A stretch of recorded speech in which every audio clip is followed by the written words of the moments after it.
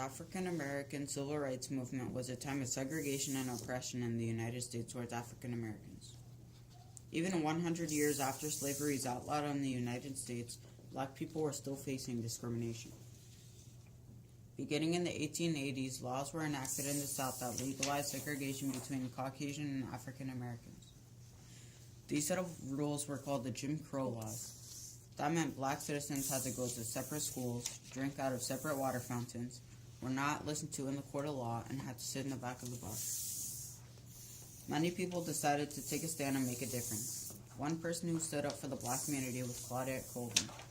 Claudette was born September 5, 1939, and grew up in a poor area of Montgomery.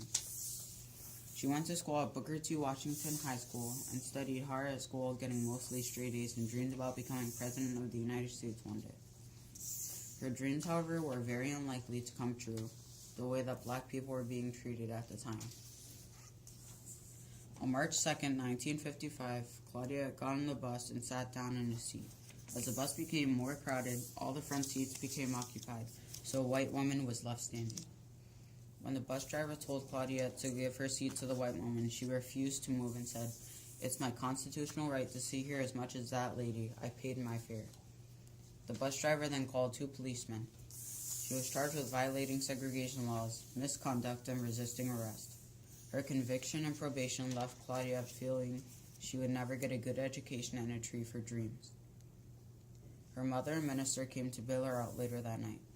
When it happened, the African American community was raged. Even Martin Luther King Jr. came to Montgomery to fight for Claudia's arrest. 9 months later, Rosa Parks refused to give up her seat on the bus.